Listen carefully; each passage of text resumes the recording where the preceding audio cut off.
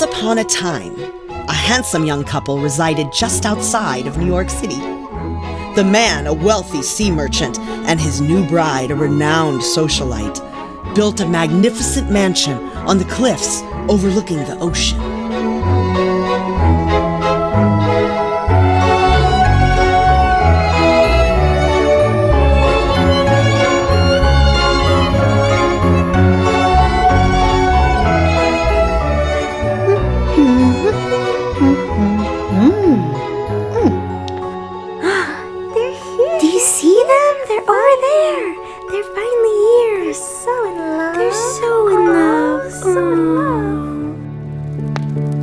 On their wedding day, they exchanged gifts. She gifting him her late father's compass, knowing it would come in handy on his many trips across the ocean.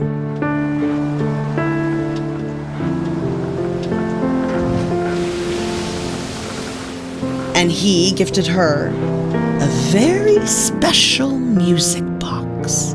The first of many he would bring home from his travels, this one adorned with a magical, tiny dancer. Soon after, they welcomed twin boys.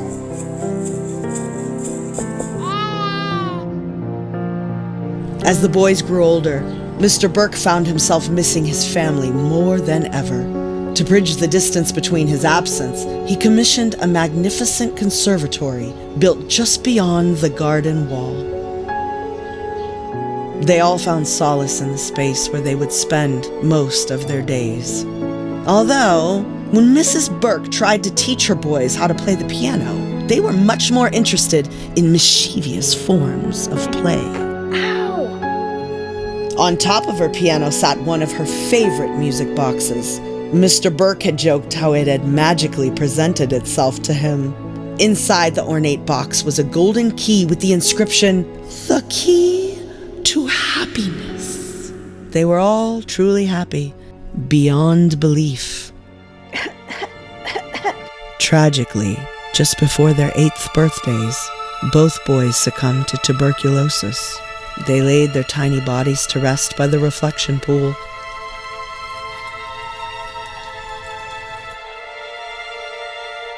Mrs. Burke did her best to conceal her devastating depression.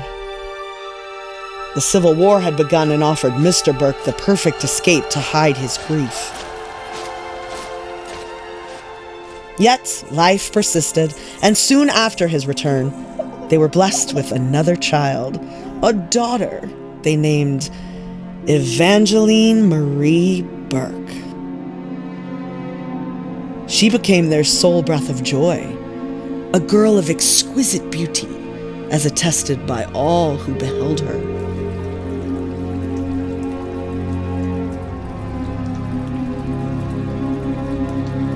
Eligible suitors flocked to her doorstep, offering fortune and gifts. But the only one Eve was in love with was herself. Her favorite time of day was when the sun rolled over and the moon awoke. Quietly, she would steal away to the garden because it was this time of day her reflection looked the most radiant of all. But tonight would be different. She would be met with 3 enchanted sprites.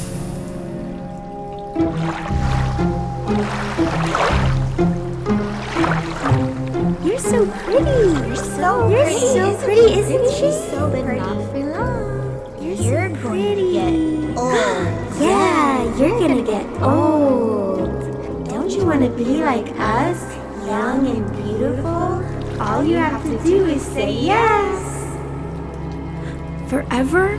I want to be just like you. Yes, forever, yes!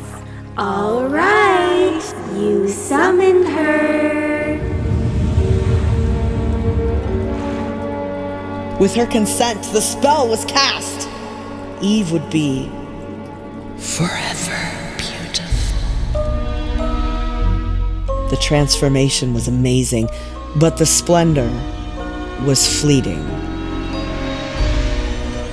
In an instant, she shattered into tiny pieces of glass, which sunk into the water. The shards formed a breathtaking mosaic of Evangeline, eternally young. but ensnared at the pool's floor. If she chose to emerge, she would age as her human self, only twice as fast. She quickly understood her new predicament. Dear, tragic.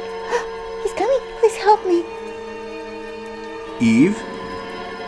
Eve! Eve! Eve! Eve, please come back to me! Mr. Burke walked off the cliff that day and let the ocean take his grief away. For the sailor will always return to the sea. All alone now, her grief masked as rage. The house soon fell into ruin.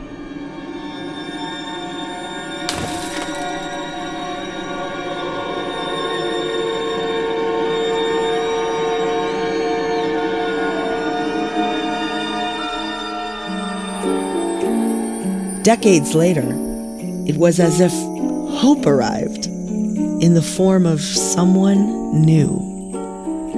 The house was broken, haunted, but so was she. Perhaps that's why it had called her home. The gate, it opened. It has to be. She's the one. Go in, please, go in. If she cannot embrace her shadows, the doors will seal and the house will decay and fade into silence. I am Lucian, guardian of the in-between. I have watched as she followed the faint flickers of her heart that led her to the house. But I am afraid, does her heart carry the power to heal what's broken and free the souls bound to the house?